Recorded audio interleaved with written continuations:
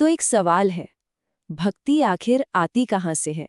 डर से या फिर ग्रैटिट्यूड से, यानी कृतज्ञता से?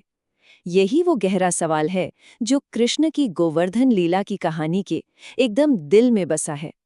तो चलिए, आज सदियों पुरानी इस कमाल की कहानी के असली मतलब को समझने की कोशिश करते हैं।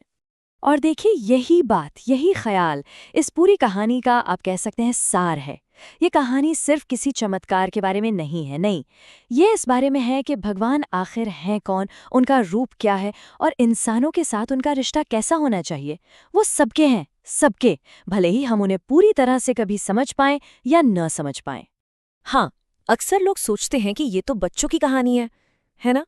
लेकिन असल में इसमें हर उम्र के लिए एक बहुत गहरा मैसेज छिपा है, और ख़ास तौर पर एक ऐसा संदेश जो आज के समय में शायद सबसे ज़्यादा ज़रूरी है, और वो है प्रकृति और हमारे पर्यावरण की रक्षा का संदेश।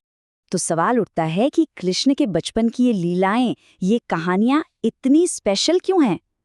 अच्छा, बच्चों के लिए तो ये भगवान को एक दोस्त जैसा बना देती हैं। एक ऐसा दोस्त जो नटखट है, थोड़ी बहुत जिद भी करता है और हाँ, माँ से डांट भी खाता है। और ये उन बड़ों के लिए भी है जो दिल से आज भी बच्चे हैं। लेकिन इन सबसे भी ऊपर ये कहानी हमें उस गहरे बंधन की याद दिलाती है जो हम इंसानों का प्रकृति के साथ है। अब कहानी में असली मोड़ तब आता है जब नंदगांव के सारे लोग देवताओं के राजा इंद्र की पूजा की तैयारियों में जुट जाते हैं। पर उन्हें क्या पता था कि एक छोटा सा बच्चा इस सदियों पुरानी परंपरा पर ही सवाल उठाने वाला है। जरा सोचिए, पूरा का पूरा नंदगांव एक साथ मिलकर देवताओं के राजा इंद्र की पूजा की तैयारी कर रहा है। ये कोई नई बात नहीं है, सदियों से यही होता आया है। पर ये जो परंपरा है ना, ये सम्मान से ज्यादा इंद्र के गुस्से के डर की वजह से निभाई जाती थी।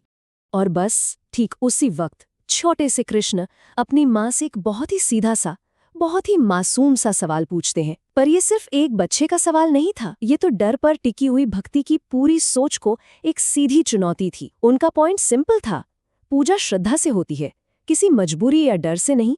और बस यहीं से शुरू होती है वो बड़ी बहस। एक तरफ थीं सदियों पुरानी परंपराएं और दूसरी तरफ था कृष्ण का एकदम साफ, एकदम लॉजिकल तर्क।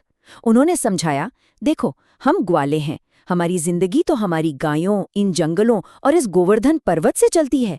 यही तो हमें सब कुछ देते हैं, तो हमें उनकी पूजा करनी चाहिए जो हमें पालते हैं, उनकी नहीं जो हमें डराते हैं।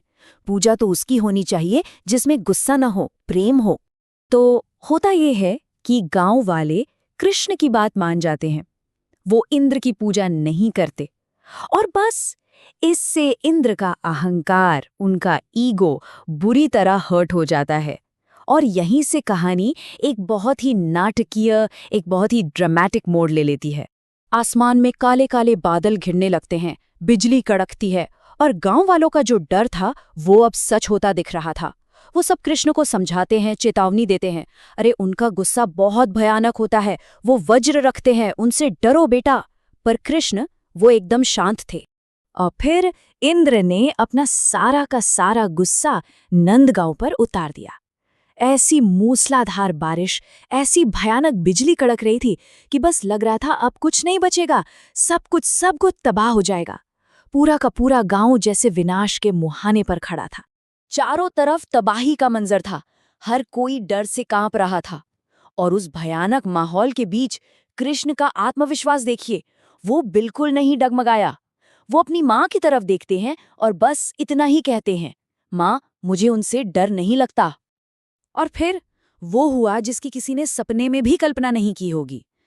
कृष्ण उस विशाल गोवर्धन पर्वत को अपनी सबसे छोटी उंगली पर, जी हाँ, अपनी छोटी उंगली पर उठा लेते हैं और सभी गांव वालों को, उनके सारे जानवरों के साथ उस पहाड़ के नीचे सुरक्षित पनाह देते हैं। इस अविश्वसनीय चमत्कार के बाद ही कृष्ण को एक नया नाम मिला, गिरिधर।